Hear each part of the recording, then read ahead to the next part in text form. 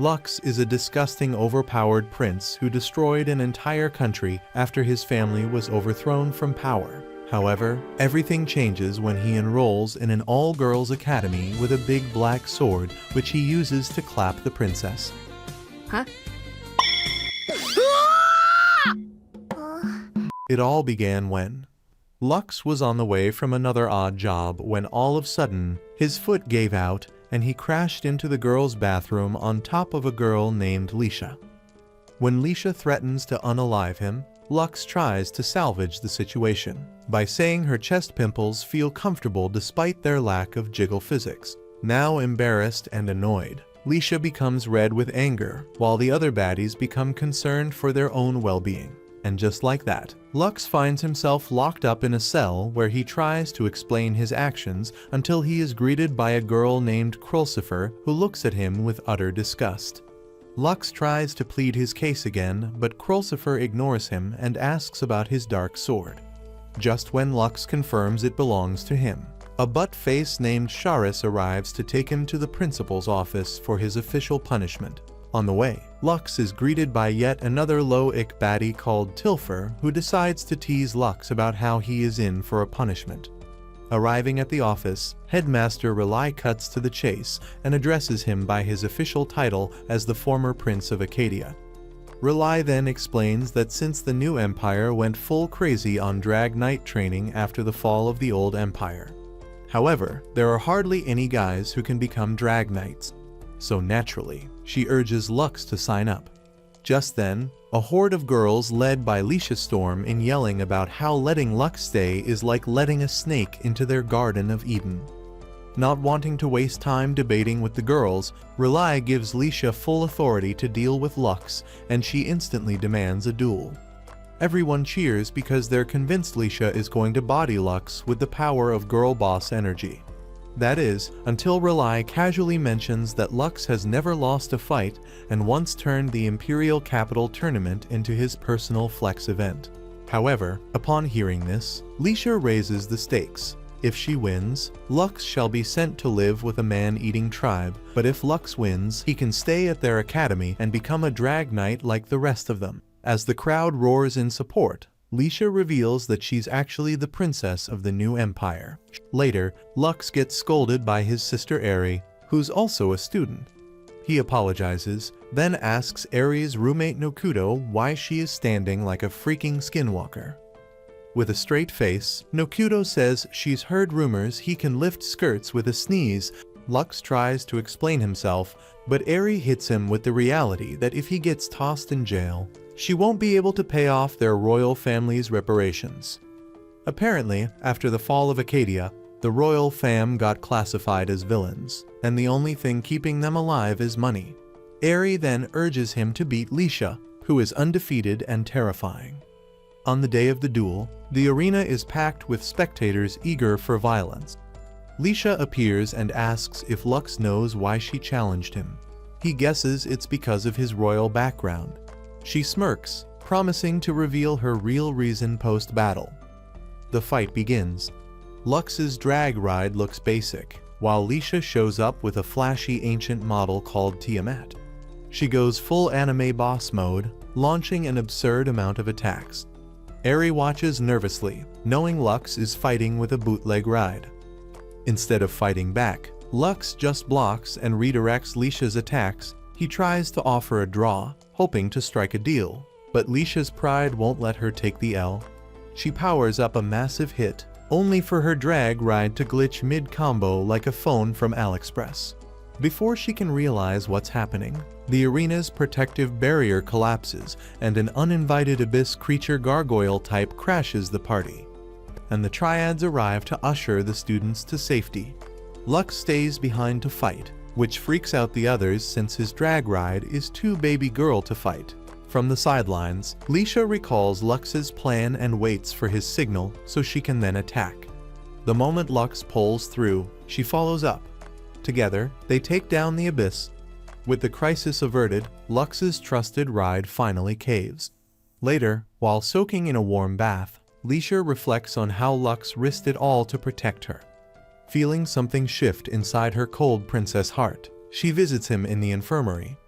There, she does something wild and flashes her lower back tattoo like Lux is her therapist. But Lux recognizes the emblem, which happens to be the former Empire's crest. When he asks her why she has it, she cryptically says she'll let him unlock more lore later. Lux swears to keep her secret, and for the first time, Leisha gives him a soft smile which makes the boy as he stands before an all-girls class while his homeroom teacher introduces him like he's the last meatball at a starving buffet. Lux mentally begs whatever divine force is listening to preserve his life. On the awkward trek to his desk, he stumbles across a girl who looks like a Playboy model. He immediately recognizes her as filthy and blurts out that it's been 7 years since they last met. When the teacher questions their connection, Lux casually explains she's his childhood friend. She knows the childhood friend trope is legit. As class resumes, Lux asks to borrow Filthy's textbook. But she responds with a blank look and says she only replies when addressed as the one with a supreme backside. When Lux stares at her in disbelief, she sighs and says she can settle for Phi. Later, Lux is bombarded by a group of girls who curiously ask if it's Annie with bubblegum pink tip. Before their questions can get them shipped off to Hanheim, Tilfer steps in and tells everyone to jot their questions on paper. Suddenly, Leisha shows up looking like she just saw her own reflection. Lux, concerned, asks what's wrong, and she mutters that she wants him to be her personal assistant. Her bold request stuns the entire class. But Phi cuts in, stating clearly that he's uncomfortable. Just as the atmosphere gets heated, Krulsifer interrupts, announcing the headmaster wants a word with Lux. Outside, Lux thanks her for the save, but Krulsifer keeps it frosty, asking if he's acquainted with the Black Hero. Seeing him silent, she warns him that her mission is to locate that person and settle unfinished business. That night, Lux dreams of a hooded figure advocating for mass homicide. It turns out to be Fugil, his brother, who tells him to become the next great artist. Lux pushes back, arguing there are better options. Moments later, Lux wakes up with his hand gripping something soft. When it talks back, he nearly levitates out of bed while Phi stands there. Before Lux can ask her if she has a habit of diddling, Phi drops the bombshell that they're roommates. Horrified, Lux mumbles that if they keep cohabiting like this, he'll become a baby daddy. Right on cue, Tilfer walks in, sees the scene, and moonwalks back out. Later, Eri confronts Lux with the disappointed tone of an Asian parent who expected better. Lux explains Rely Phi's sister approved the rooming situation due to space issues.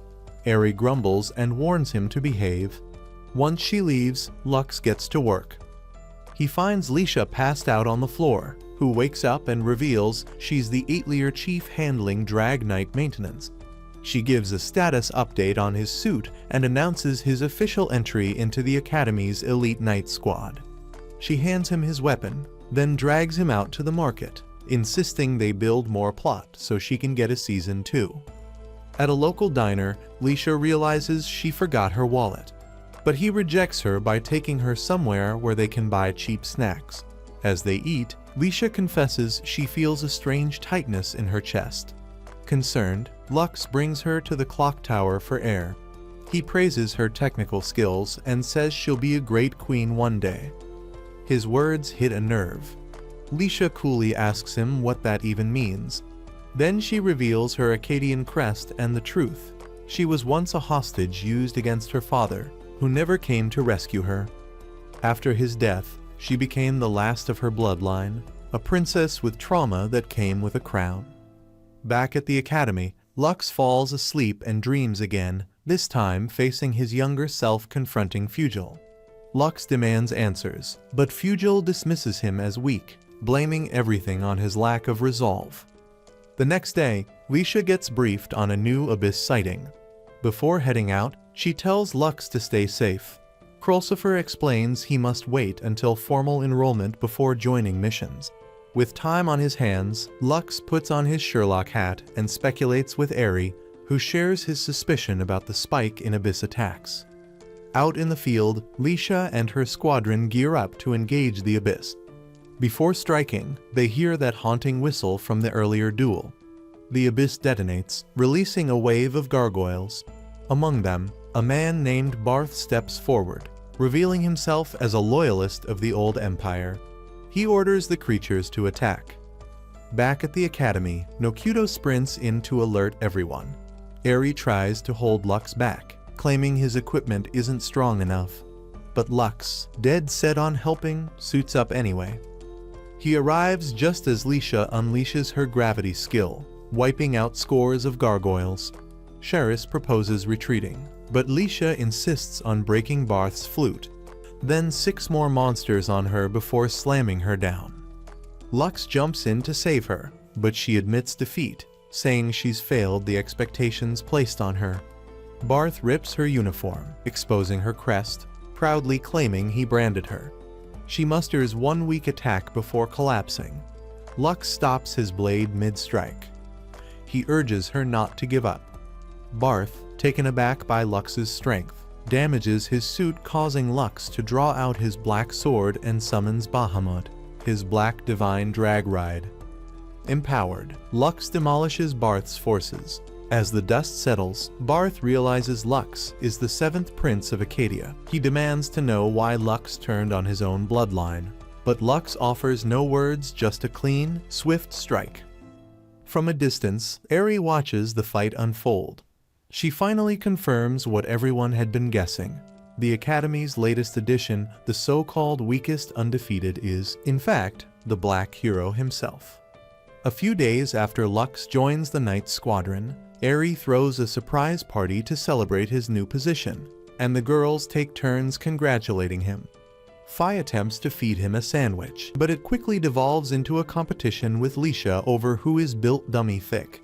Relay is forced to intervene and break up the chaos before raising a toast to officially kick off the celebration. Relay pulls Lux aside and introduces an unusual competition, a request form that gives the holder total control over Lux for a week. However, there's a catch: if he can evade the girls for just 1 hour, he will not end up as a slave.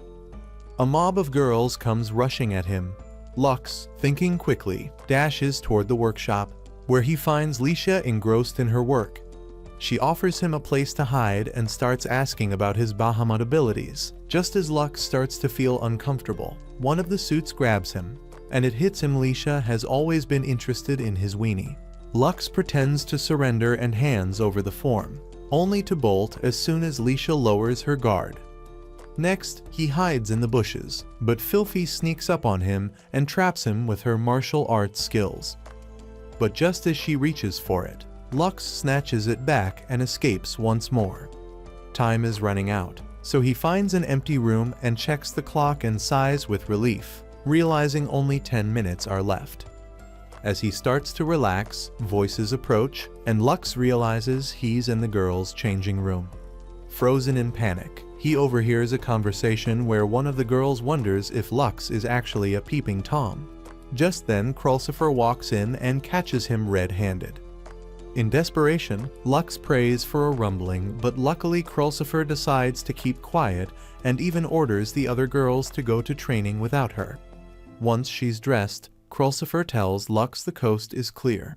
As Lux sighs in relief, she warns him to be more careful and informs him that he won the challenge just as time ran out.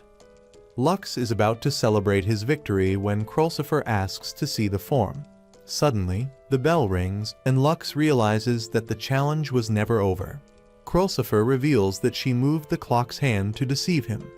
She leans in and calmly states that she needs him to be her boyfriend.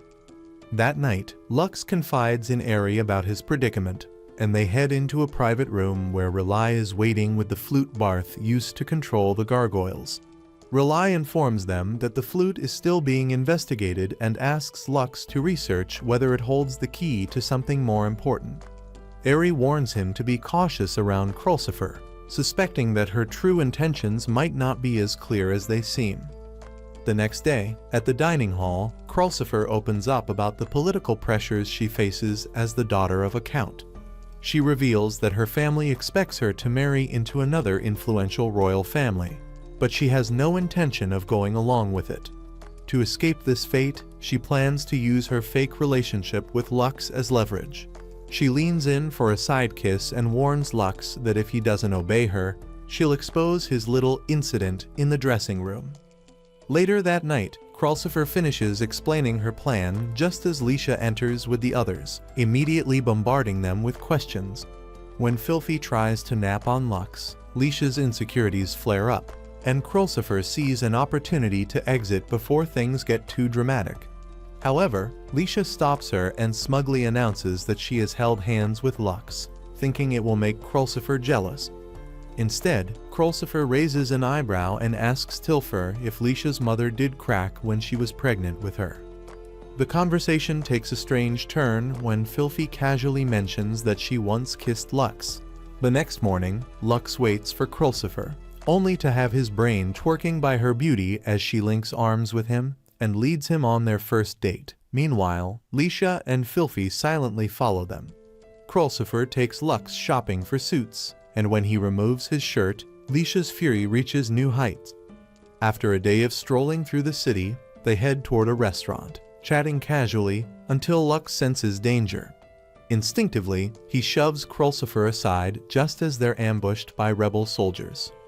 Krulsifer quickly orders him to keep the rebels distracted while she activates her drag ride. But a drag knight tries to take him out.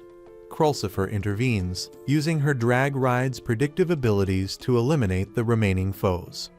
Leisha and Filthy emerge from hiding, awkwardly trying to cover up their tailing of the couple. When one of the rebel soldiers tries to flee, only to be intercepted by Alterize, who captures the soldier. Krulsifer introduces Alterize as her family's butler. At a nearby restaurant, Krulsifer informs Alterize about her situationship with Lux, while Leisha desperately tries to keep the secret under wraps. Then, Baltzeride enters, greeting Krulsifer with a smug declaration that she is destined to become his wife. Leisha recognizes him as the son of one of the 4 great nobles, and Alterize explains that Krulsifer's engagement to him is unavoidable. Krulsifer, however, refuses to go along with it and boldly states that she's already with Lux. Baltzeride dismisses Lux as too weak to handle someone like Krulsifer and challenges him to a duel for her hand. Krulsifer counters by upping the ante. Alterize will fight alongside Baltzeride while she teams up with Lux. Baltzeride accepts the challenge and gives them 3 days to prepare. The next day, Lux stumbles through the academy halls, yawning in exhaustion. Krulsifer, however, sneaks up behind him and thanks him for agreeing to duel with Baltzeride. Lux, still half asleep, waves it off nonchalantly, then adds that they didn't get enough time to practice, to which Krulsifer nods in agreement. She also mentions that Lux never seems to get angry in any situation, which makes her wonder what's going on inside his head. Krulsifer casually drops the bombshell that Lux isn't even her real boyfriend. Leisha, who has been eavesdropping, hears this and comes rushing in with excitement upon hearing the full truth. Leisha shamelessly celebrates that Lux is still available. Lux sighs again, tired of the drama, and tells Leisha he doesn't have time for her nonsense. Later, Lux finds himself out and about when Tilfer grabs him by the arm, dragging him to a room where he finds Fi and Leisha dressed in maid outfits. Leisha, grinning mischievously, calls him master. Lux blinks in disbelief. Tilfer grins and calls Lux a dork and explains that since he had a rough day, Leisha, despite being royalty, will serve him, while Fi is just there for the fat Annie Gooners. Lux, clearly bewildered, sighs, thinking to himself how ovulation could turn a queen into a beggar. Not missing a beat, Tilfer also changes into a maid outfit. As Lux stands there, overheated from the ridiculousness, Leisha looks at him expectantly, asking if they're bothering him. Lux quickly reassures her, saying he's very happy to see them in maid outfits, causing Leisha to smile proudly. Meanwhile, back at the imperial capital, the 4 nobles convene for an important meeting. Nalf explains that every ruin hides a powerful abyss, which harbors immense power. Once these forces are suppressed, the Ragnarok Poseidon, the creature who had imprisoned them, will inevitably awaken and create trouble for the new empire. After much back and forth, the nobles agree that Baltzeride should explore the ruins to find a weapon capable of neutralizing Ragnarok. Back at the academy, Rizz gathers everyone and informs them that they will be investigating the ruins. She hands Lux a mysterious horn, explaining that only someone like him can be trusted with such an important task. Lux turns to find Krulsifer staring at him like he's a poopy diaper, which only adds to his confusion. Later that evening, Lux enjoys a bath, pondering why Krulsifer, a transfer student, is joining them in the ruins. His peaceful bath is interrupted when Fi's chest enters with her. Startled, Lux demands to know what she's doing. Fi calmly explains that she's about to turn the bathwater into her holy water. Fi nearly dozes off in the tub when Lux shakes her awake. He asks her about a scar he recalls on her back, but she simply tells him that she doesn't remember it. Fi then cautions him about being careful during the ruins investigation, then reveals she won't be joining them. Lux thanks her, but before he can recover from the distraction of her AirPod-like figure, he passes out from the OPI overload. The next morning, the group prepares to leave for the ruins, but before they can depart, Baltzaride suddenly arrives, announcing that he'll be tagging along. Lisha immediately objects, demanding an explanation. The instructor reassures everyone that Baltzaride won't interfere, and he's only there to help ensure Krulsifer's safety. With no other choice, they proceed to the ruins, with Krulsifer taking the lead and soaring ahead. The others follow, but suddenly, Nokuto senses the presence of an abyss nearby. Diabolos, a monstrous being feared for its ability to destroy entire cities, emerges, struggling against the beast's overwhelming strength. Lisha quickly fires a blast, forcing the beast to recoil.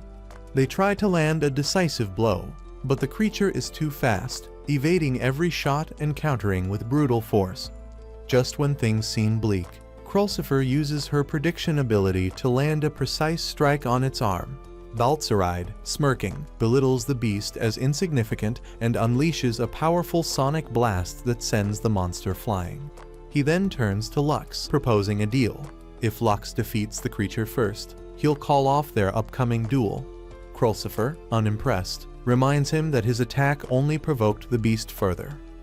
She then charges at the beast, relying on her skill to land a hit. However, the creature dodges her every move and retaliates with a vicious strike, forcing Lux to protect her. Seizing the opportunity, Baltzaride hurls an axe into the monster's chest. The ruins themselves start glowing ominously. Lux, acting on instinct, shields Krulsifer with his body as the light consumes them both. Lux drifts into a dream, reliving the moment he created a massive crater while testing a technique with Fugil. When he wakes up, he finds himself inside the ruins. Krulsifer, standing nearby, deduces that the explosion from the abyss must have dragged them inside. She thanks him for protecting her and suggests they head to the central altar to regroup with the others. As they make their way through the ruins, Krulsifer suddenly falters, nearly collapsing. Lux urges her to take a rest, but her determination to press forward keeps her on her feet. Seeing her resolve, Lux offers his shoulder for support, helping her as they continue onward. Upon reaching the altar, they realize they're alone. Krulsifer rushes ahead, while Lux takes a moment to inspect the flute, wondering if it has any special significance. Before he can figure it out, the altar comes to life. Krulsifer turns to him and reveals that she doesn't belong to the ordinary world. She explains that she is a survivor of the ruins, and with that, she activates a hidden passage, leading them deeper into the unknown. Just as Krulsifer finishes confessing that she isn't from this world, the ruins begin to shake. Without a second thought, Lux grabs her hand and leads them to safety. Only to find themselves trapped, Krulsifer crouches beside a strange pod and remarks that while Lux was pulled out of a dumpster, her origin was a little more elegant. She was picked up from here. Her father had found her during his expedition in the Emir ruins and brought her back home. From that moment on, the Einfolk family used her as a living key to unravel the secrets of the past, though she had no memory of where she came from. She says her life wasn't much better than being a lab rat with better clothes, and the hopeless hunger to be loved drove her to become the most exceptional drag knight they'd ever seen. But instead of admiration, it only made her more alien in the eyes of her family, and ultimately receiving a divine drag ride put a crown on her head and a wedge between her and her siblings. When the ruins responded to her presence, she finally understood no matter how hard she tried, she'd never truly belong to the Einfolk family. Now, she just wants to know if there's anyone in the world who might count as her true family. Seeing her so vulnerable, Lux tells her they'll figure it out together. Krulsifer takes a moment and then says she was just messing with him to see if he would love her as a worm. Just as Lux starts protesting, she asks him why he's so impossibly kind. Before Krulsifer can cancel his degree in Rizzology, Lux quickly gets serious and opens up about the pain of watching his family fall from grace because of his grandfather's crimes. He begged the court for help, but no one listened.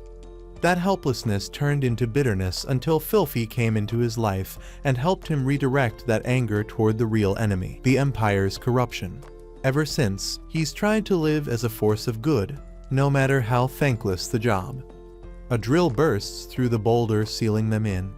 Lisha emerges triumphantly, proudly showing off the upgrades she made to her drag ride, and immediately accuses Lux of getting trapped on purpose so he could go diving inside Krulsifer's cave. Later at the academy, Eri hands Lux a cup of tea and casually asks about the altar.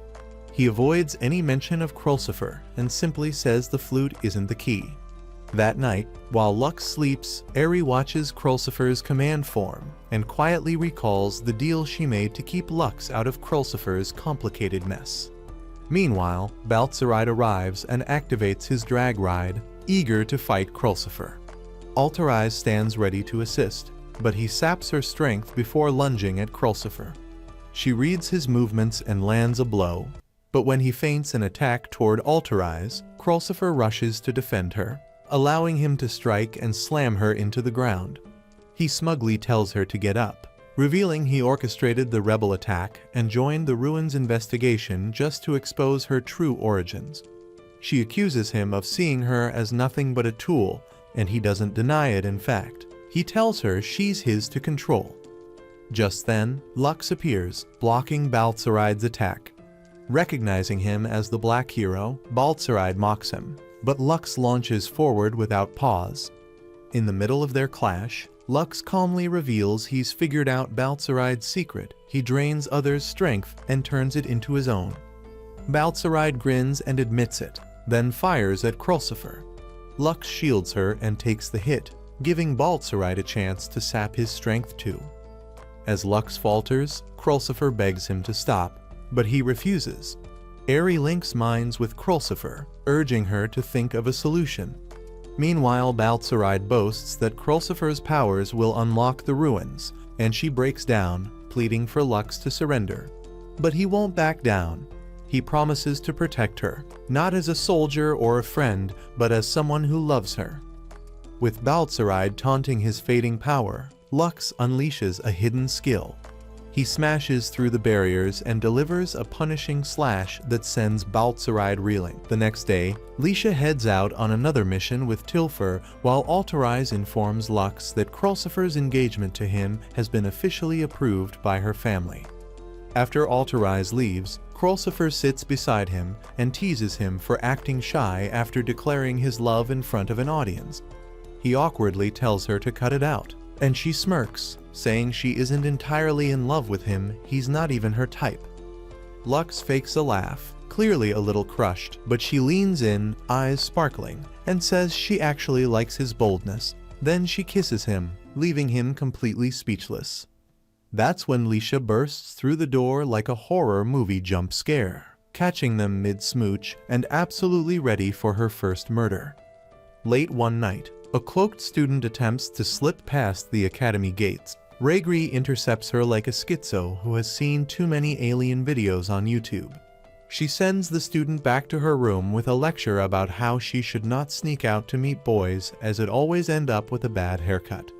Once out of sight, the girl nervously pulls off her hood, revealing it's Lux, who has taken his role as a drag knight too literally. Earlier that day, Sheris had informed Lux that the academy was now under partial lockdown. There were reports of an Oppai groper sneaking around, which would normally be an unrelated issue if not for the fact that a Ragnarok was also somewhere in the area. She reminds Lux that with Baltzaride conveniently out of commission, the Academy's backup plan now includes trusting hormonal students with god-tier weaponry. Seeing Lux's constipated face, she assures him that they can leave the hard work to Celestia Ralgris, third-year prodigy, daughter of nobility, and owner of enough man-hating energy to power the kingdom's capital. Lux barely reacts, probably because he's already emotionally bracing for whatever bad decision follows. He doesn't have to wait long as Charis volunteers him for patrol duty. Then Nokuto and Tilfer show up and force him into a girl's uniform with the determination of sussing out the Oppai fondler. Now cross-dressed and wandering the grounds like a sister with a Mr. Packing between his legs, Lux stumbles across a girl whispering to a cat. Before he can question the life choices that led here, a hooded figure appears and throws a knife. The girl immediately shields Lux, takes the hit like it's just another Monday, and watches the attacker disappear into smoke.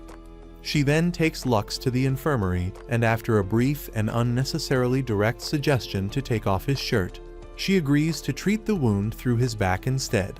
When Lux brings up the cat, she casually explains that the cat has no friends, so she decided to become BFFs with the only creature who is not annoying in this stupid academy. She then reveals her name as Celestia Ralgris, and leaves with a warning about the dangers of roaming around at night, while looking like a Tracy who gets clapped for $5 and crack. The next day, Lux is still processing the conversation when Leisha drags him into a lunchtime argument about public affection and proper napping etiquette. Krulsifer tries to offer her lap as a pillow, which Leisha rejects, knowing that thick thighs is the gateway to a man's underpants. Meanwhile, Baltzaride receives a final visit from his partner, who reveals his plan to clap the humanity into oblivion and then detonates him with a casual gesture that suggests he's done this before. The guards show up just in time to witness a swarm of gargoyles escaping like prisoners. Back at the academy, Tilfer drags Lux to yet another meeting where Celestia is trying to file a formal complaint against him. Leisha counters with the fact that Lux has saved the academy more times than the security system, but Celestia remains unmoved in her plan to not let that twink become the next Genghis Khan. Despite knowing this is above her pay grade, R'lyeh proposes a duel at the island, and Celestia agrees with the calm satisfaction of someone who already knows how the ending goes. Later that day, Sonia thanks Celestia for her attempt to remove Lux from the academy entirely. At the island, Celestia begins training by pushing the group to near-death levels of exhaustion, then wonders aloud why everyone is passed out at dinner. Lux tries to return the cross-dressing uniform, but Charis tells him to keep it in case he ever wants to scam an old man out of his money. Soon after, he receives a note asking for a massage session. Still in disguise, he walks into the room and sees Celestia waiting. He fakes his voice, gets through the massage, and hopes for a swift escape. Celestia casually mentions she already knew who he was and then invites him to spend more time together. Moments later, Sonia tries to interrogate Lux, suspicious about his existence. But luckily Krulsifer arrives in time and saves Lux's behind by vouching for him. Once Sonia skedaddles, she warns Lux to be on guard since Sania wants to get him expelled. That night, Lux wakes up to find Filthy standing by the window in a nightgown that seems to violate several dress codes. She crawls into bed and declares she wants a childhood hug, ignoring all reasonable protests about how her honkers are overgrown enough to make him want to give her a child. After getting her wish, she vows to fight Celestia herself if it means keeping him close. The following day, Celestia takes Lux out to buy swimsuits. She chooses one that seems more like a social experiment than clothing. With his balls as blue as an emo girl's hair, Lux flees the store and tries to recover whatever dignity he has left. Celestia later finds him, apologizes for breaking his brain with too much skinship, and when all is good and kawaii again, they share lunch under a tree. She talks about her distrust of people and her comfort around animals. Lux listens intently as Celestia opens up slightly more. At the Imperial capital, Queen and Nalf receive the grim news that their team has failed to locate the Ragnarok. Their frustration quickly shifts to panic when the informant reveals that they could only find its empty shell. Meanwhile, at the beach, Sonia turns to Celestia with a raised eyebrow, questioning her decision to let Lux join them in the pool, given their mutual disdain for men. Celestia stammers nervously and tries to explain that she doesn't actually hate men. In fact, she loves men so much that she would easily surpass Bonnie Blue's 1,000 men challenge.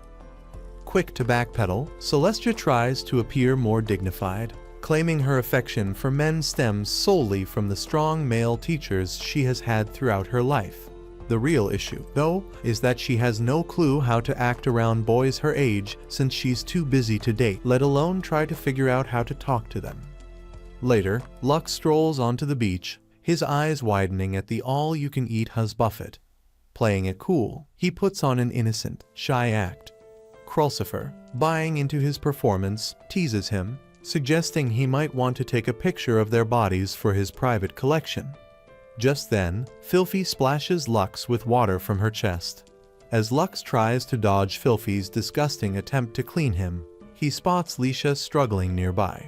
He approaches her. Leisha, disgusted, tries to get rid of Lux when R'lyeh and Aerie show up.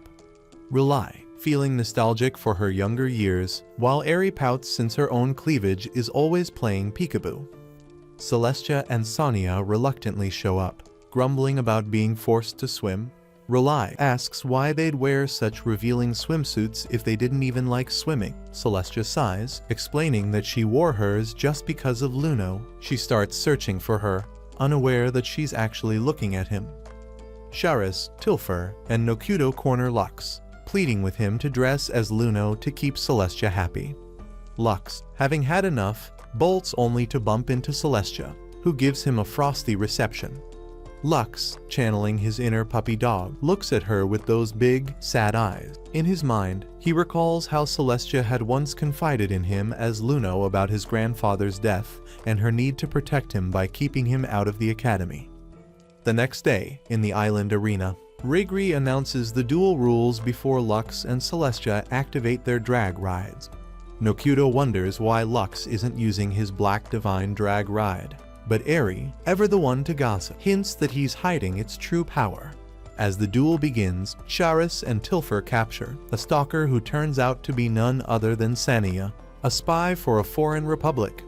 With a sword drawn, she vows to send them to the afterlife. Just then, the sound of a flute fills the air, activating Sania's drag ride as she charges. Meanwhile, Celestia launches a lightning blast at Lux, but he counters with his recoiled burst. She teleports, ready to charge her cannon, but giant tentacles erupt from the ground. Leisha orders an evacuation, while Aerie frantically searches for Filthy, who stumbles into R'lyeh's arms.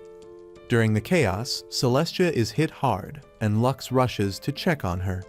That's when he reveals that they aren't just fighting a random monster, they're up against Ragnarok, which is on the verge of completing its resurrection. Furious, Celestia tries to engage the beast, but Sonia interrupts, warning that the battle is far from over. Lux realizes that the hooded man controlling Ragnarok is none other than his brother, Fugel. As Ragnarok grows more violent, Sonia attacks Celestia, but Lux blocks her strike. Sonia sneers at him, calling him foolish for protecting someone who betrayed his grandfather. With that, she uses the smoke from Ragnarok's attack to blast them both away. Lux wakes Celestia, who tearfully confesses that she exposed the former empire's corruption to his grandfather. When he tried to stand up to the corrupt nobles, he was arrested, and their family was exiled. Expecting Lux to hate her, she's stunned when he reveals that he's actually Luno in disguise and activates his black drag ride. With supersonic speed, he charges at Ragnarok, slicing through its defenses, even tearing part of Sania's suit in the process. Celestia confronts Sonia, demanding she surrender or face lethal force. Sonia dares her to take the shot, but Celestia hesitates, allowing Sonia to escape just as Lux shatters Ragnarok's head. Victory seems certain until a hooded figure warns Lux that he missed the core. Sonia extracts the core from the beast and picks up the man. Lux confronts the hooded figure, who finally removes the hood, revealing not his brother, but a woman named Hayes. She promises to recreate the nightmare from 5 years ago. Later, Lux tends to Celestia, who forgives his disguise in exchange for his help in improving her flirting skills with men. In return, she pledges to support his place in the academy. Lux, however, is left to piece together the dark memories of what happened 5 years ago. Just as the island trembles, a massive ruin emerges from the ocean. Stunned, the group listens as Rizz gathers everyone and announces that it's time to get to work. 9 years ago, in the heart of the imperial capital, Fugel smashes a highly valued statue, and Barth, ever the opportunist, quickly suggests they blame one of the girls to avoid punishment.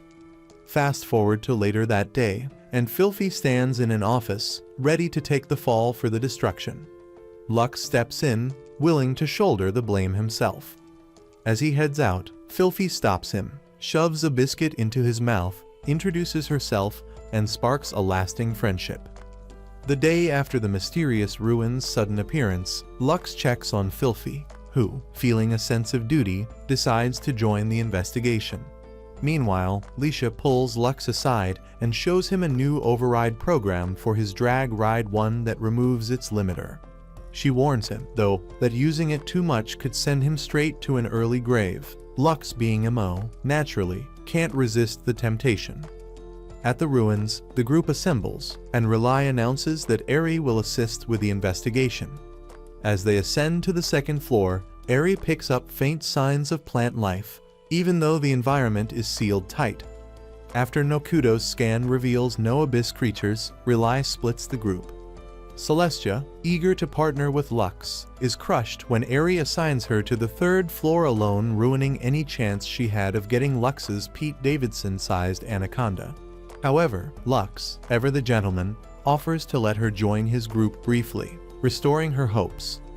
As they continue their exploration, Eri warns Lux not to flirt with Nokudo, who scoffs, remarking that Lux has never even looked her way. Lux throws Nokudo a quick compliment just to lift her spirits. Suddenly, Nokudo's radar goes off, and Lux moves some rubble aside to find a girl fast asleep underneath. Krulsifer arrives just as they start inspecting the girl. Concerned that the stranger might pose a danger, Krulsifer orders Nokudo and Eri to leave. When she touches the girl's face, the stranger stirs briefly, mumbles something, and then falls back asleep. Trying again, Krulsifer speaks to her, only for the girl to call her administrator, leaving Krulsifer confused and asking her what exactly she is. The girl introduces herself as Kirush, an automaton who was tasked with supervising the ruins. She claims her memory has been wiped and begs Krulsifer not to abandon her. Krulsifer, with a reassuring smile, tells her she's not going anywhere, causing Kirush to breathe a sigh of relief. Kirush goes on to explain that she recognizes Krulsifer as an administrator linked to the ruins database and offers to activate the remaining functions of the site. As the rest of the group reappears and begins chatting with Kirush, Krulsifer quietly shares her concerns with Lux, revealing that Kirush mentioned a mysterious creator with supreme authority over her. Before they can dwell on it, Eri directs Lux's group to the 7th floor. But before they move forward, Lux finds Filthy in a terrible state and offers to carry her to help conserve her energy. Meanwhile, back at the royal capital, the queen and the nobles strategize against Barth's rebel army, all while struggling with a shortage of drag knights. In the ruins, Nokudo and Rizz make a grim discovery capsules containing abyss creatures. Filthy stiffens, a cold sensation scrambling her thoughts. Further inside the ruin, Hayes calls upon the abyss using her flute, and Lux is soon forced to rush to Tilfer's aid, battling a Diabolos-class abyss creature and losing part of his drag ride suit in the process. Elsewhere, Kirush starts to malfunction, causing Krulsifer to warn Lux that typically, when the automaton glitches, it triggers the awakening of 3 guardian abyss creatures. Despite Lux suggesting they abort the mission, Rizz insists they push on, since the abyss are already free. As Lux and Rely bicker like a divorced couple, Filthy, impatient, activates her drag ride and races ahead, prompting Lux to chase after her. After catching up, Lux and Filthy stumble upon an altar that teleports them outside, where the abyss charges at Lux. However, Filthy holds it off using her tentacles. Lux then finishes the creature off with his recoil burst skill, but just as they think they've won, old memories flood Lux's mind, memories of 5 years ago when this very church was used for human experiments. However, seeing images of Filthy in the same place confuses him. As they venture deeper, Lux finds Filthy again, but as he approaches her, her expression darkens. She whispers about another abyss and her hands tighten around his throat, as something dark and malevolent takes control of her. Back in the day, just before Filthy and her family were about to leave the Imperial Court, Lux made her a promise that he would make the Empire a safe place for her. Feeling bold, Filthy kissed Lux for good luck. Lucky for them both, the kiss from the past snaps her out of mind control. Just then, Hayes strolls in, watching the chaos with an amused grin. Meanwhile, deep within the ruins, Krulsifer and Lisha take down an abyss with ease, but something feels off. Eri calls in to say they're close to the depths of the ruins, but Charis warns them about how Kirush mentioned needing a key to enter. In the meantime, Lux demands answers from Hayes, who reveals that a Ragnarok seed inside Filthy is controlling her, draining her life force and pushing her to defeat Lux. Despite its power, Filthy has resisted longer than expected, which is what causes all those freaking headaches.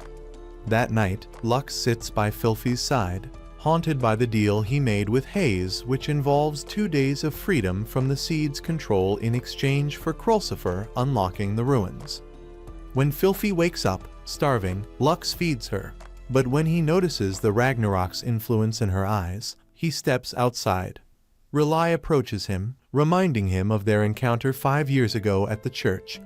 Filthy had been subjected to the Akkadian Empire's experiments, and despite Lux trying to save her, the seed took hold and turned her into an abyss every day. Rely reveals she has been investigating the island to find a cure and believes the ruins' power can save her sister.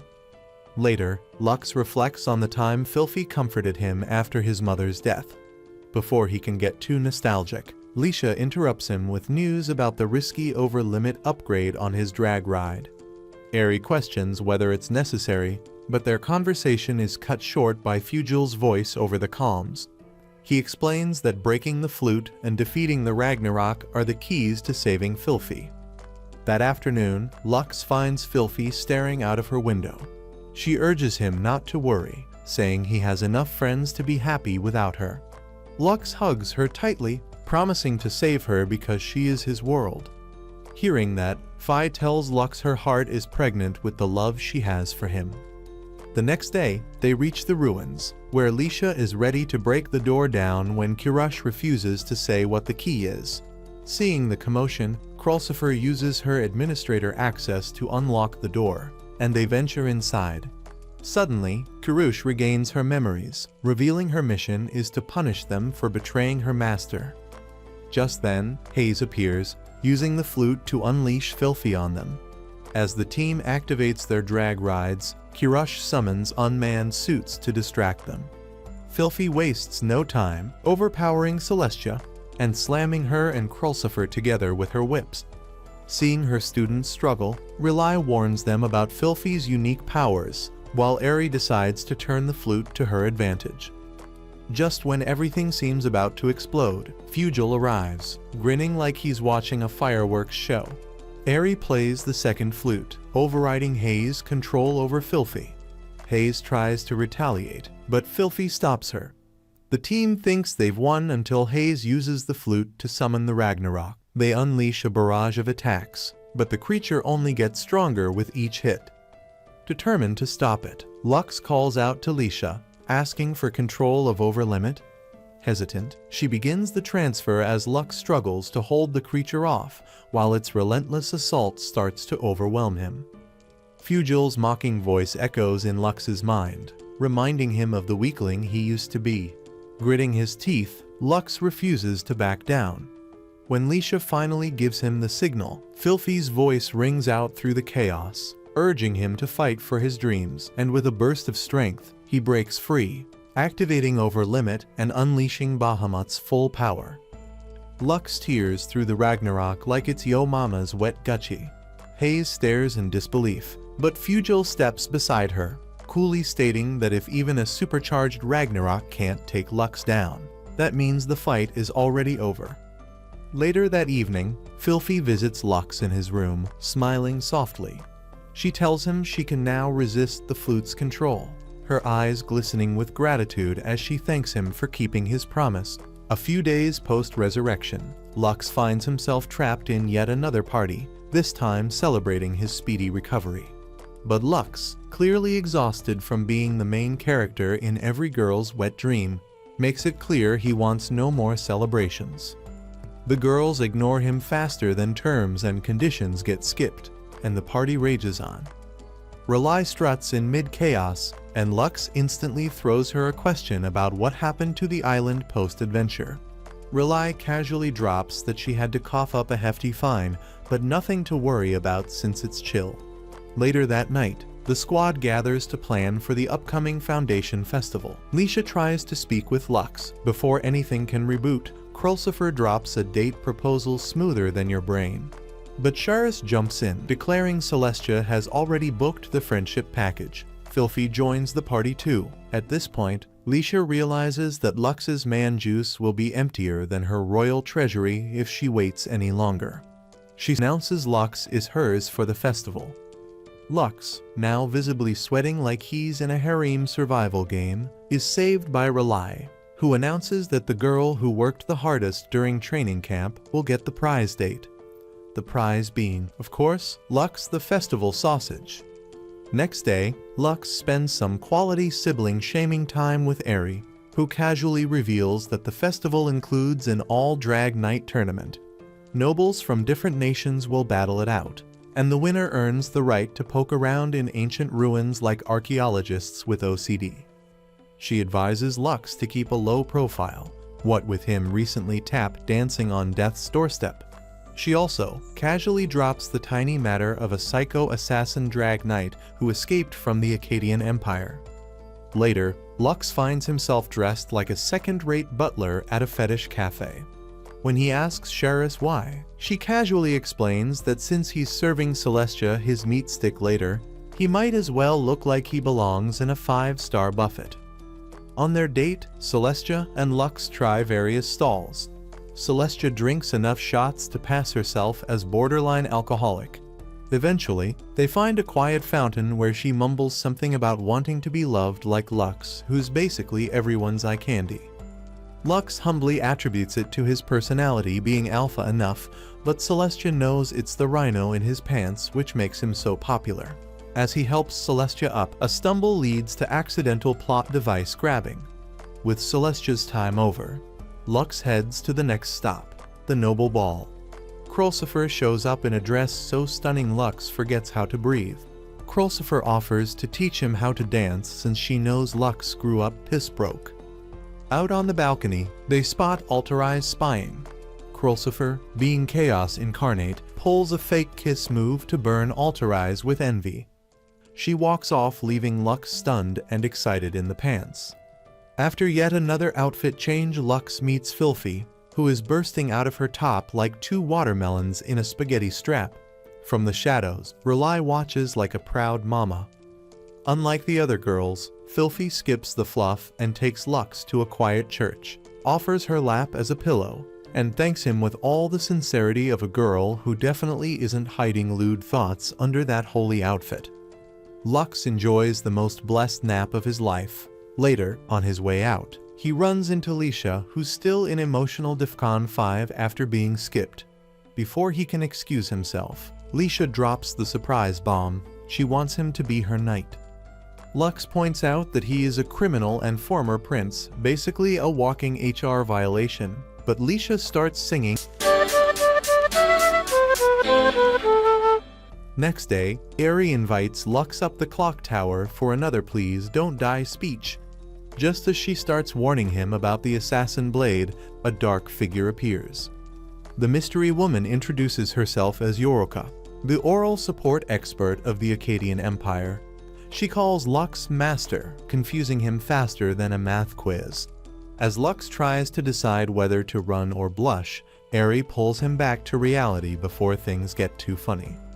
Lux, deciding he still values human rights, tells Yoruka to hold off on the whole master thing and walks away. That night, Lux's bath session is rudely interrupted when Yoruka slides in beside him like a cultured guy. But as always, Lux screeches like a subhuman and ends up summoning the rest of the girl gang. Yoruka, cool as ever, begins asking about overthrowing the empire and restoring Akkadia. Lux says no, and Yoruka's brain crashes like a laptop. Suddenly, she spins around and deflects a sneak attack from Celestia, kicking off an all-out girl fight. Yoruka quickly hijacks Filthy's drag ride like she's in Fast and Furious, breastplate drift and throws hands. As chaos erupts, Yoruka cryptically mentions a secret plan that could flip the Empire's fate on its head. With that, she vanishes into the night like every emotionally unavailable situationship. On the final day of the festival, Lisha rehearses her speech while waiting for Lux, who soon appears with his usual charm. She reminds him of her previous request regarding his role as her knight, but adds that there's no rush, he can take his time deciding. Elsewhere, Hayes stands in a ruin with Yoruka, Sania, and a new automaton. After Yoruka leaves to set their plan in motion, Sania questions her loyalty. Hayes brushes off the concern, confident the automaton will follow orders like the glorified destructive doll it is. Meanwhile, Lux and Eri are summoned to a conference in the capital. The nobles reveal that Barth intends to revive the fallen kingdom of Akkadia. Using a rebel army, and over 100 abyss creatures are detected in nearby villages. Nalf assigns Lux the task of acting as a decoy, drawing out the abyss while also destroying the flute used to control them. Eri protests, calling the mission too dangerous, but Nalf sweetens the deal. If Lux accepts, all charges from the island incident will be dropped, but he also has a bonus mission. He is also expected to win the All-Dragon tournament.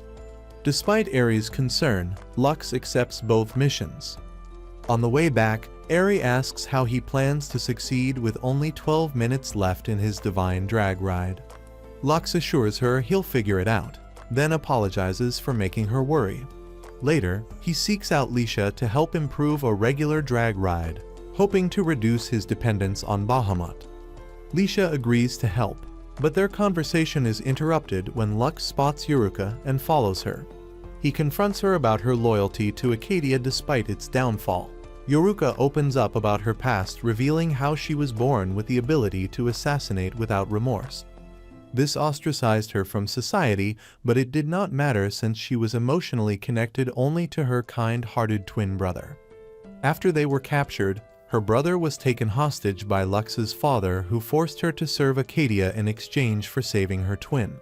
Though her brother eventually died, she remains driven to restore Akkadia in his memory. Lux, unmoved by tragic backstories, warns her not to cause trouble, prompting Yoruka to return the favor with a thinly veiled threat. The next day, R'lyeh gathers Lux and the others to give them a final briefing before the tournament begins. Celestia, Krulsifer, and Filthy secure strong wins, which uplifts everyone's spirits as they know that if Lisha and Lux win their respective matches, victory is guaranteed. Right on cue, Lisha shows up to check on Lux's match. He wraps up his duel quickly as duty calls. While Lux heads off for his second mission, Lisha enters a tag team match. Midway, her drag ride malfunctions and fires into the crowd. Krulsifer steps in and halts the chaos with her freeze ability, but Lisha is arrested on the spot for public endangerment. Back in the field, Lux patrols near a village when he's ambushed by Sania, who launches a fiery attack. She then uses the flute to summon hordes of abyss. Lux lures them toward Bugriser's soldiers, allowing them to intercept.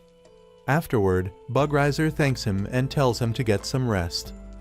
Back in the capital, the girls learn about Lux's mission. Krulsifer suspects Yoruka might be controlling the drag rides remotely and proposes they track her down to clear Lisha's name. Meanwhile, Lux's break is short-lived. A sudden explosion shakes the camp. The rebel army launches a surprise attack on Bugriser's forces. Realizing this was their true goal all along to weaken the army post-tournament, Lux rushes into action. Meanwhile, Nokuto announces that the tournament is cancelled due to the full-scale invasion. Lux soon catches up to Barth and accuses him of being a pawn for foreign interests. Barth brushes it off and declares his intention to take the throne. The two clash in a heated battle, with Barth pushing Lux back. But the fight is interrupted when a Titan-class ruin appears, piloted from within. Barth reveals it's a manned weapon, forcing Lux to activate Bahamut to deal with his ops once and for all. As Lux flies toward the towering mechanical warrior, Barth blocks his path, determined to stall him until Bahamut's 12-minute limit runs out. The two clash in mid-air, trading powerful strikes. Just as Barth lands a clean hit, slicing into Lux's armor, he realizes too late that it was a decoy. The real Lux reappears and sends Barth crashing away with a swift counterattack. Moments later, Ares' voice comes through his communicator, updating him on Lisha's situation. Meanwhile, in the royal prison, Sania visits Lisha's cell. With cunningness written all across her face, claiming the giant warrior will soon crush the kingdom unless she surrenders. Lisha refuses, declaring her faith in Lux. Sania, who is a single cat mom, responds with cruel mockery, intending to humiliate her, but before things escalate, Lux arrives just in time. Lisha, ashamed of her earlier failure, apologizes to him, but Lux reassures her. Outside, the girls are already in battle, launching coordinated attacks against the giant weapon. Despite their efforts, the damage is minimal. Hayes remains confident in her creation's invincibility. Lisha and Lux arrive at the battlefield. Upon seeing her, Hayes mocks Lisha's return, questioning her strength. Together, they strike the giant with renewed force and call on the others to join in. Inside the cockpit, the automaton reports a system malfunction. Hayes begins to panic. Yet the battle is far from over as the rebel forces have begun to infiltrate the capital. Lux assigns Krulsifer and Filthy to defend the city from the abyss and gargoyles, while he and Lisha will handle the warrior. Before they can proceed, an unexpected blast shakes the capital. Hayes appears once more, this time piloting a divine drag ride. Meanwhile, Sania prowls the streets in search of a new target until Celestia intercepts her, ready to settle the score. On the battlefield, Lisha engages Hayes as their duel shakes the skies. Lux, meanwhile, finds Yuruka waiting. She tells him she plans to help Hayes build a new empire since he rejected her offer. Lux counters by pointing out the contradictions in her story, namely, why she'd fight for a kingdom that took her brother's life. Yuruka admits she may have embellished parts of her past to gain his sympathy, though the loss of her brother to Acadia remains true, as it's this grief that fuels her loyalty. However, Lux offers her a different path, reminding her that others like Lisha have found healing and purpose without revenge. Yuruka remains unmoved and engages Lux in combat. Lux urges her to let go of the past and return to the girl her brother once loved. Seeing a moment of hesitation in Yuruka, Lux takes the opening, knocking her out of the sky. As Yuruka lies grounded, she asks why he's so opposed to Acadia's restoration. Lux calmly reveals that he helped destroy it himself, disgusted by the royal family's cruelty and misuse of power. Suddenly, the giant warrior reactivates, preparing a devastating attack on the capital. Hayes knocks Lisha aside, declaring the battle is already lost. But Lux catches her mid-fall, determined to end this. Just before the weapon can fire, Yuruka rises and disables the core with a surprise strike, causing the giant to shut down. Hayes becomes furious and launches one last desperate attack, but before she can finish it, Lux intercepts her with a powerful blow, finally ending the fight. That evening, Lisha delivers her speech before a cheering crowd, formally naming Lux her knight. During the celebration, Lux thanks her for her trust. But across the room, Fugil appears, watching from the shadows with a black sword in hand before vanishing without a word. As the night continues, Lisha tries to speak privately with Lux, only to find herself surrounded by the other girls, now including Yuruka, who has made a rapid recovery. And so, life at the academy returns to normal with every woman wanting their eggs fertilized by Lux. Outro. Would you want to transfer to a school where every girl wants your wee-wee? If yes, comment, scrambled eggs, and if you like this recap, check out more from Anagoon.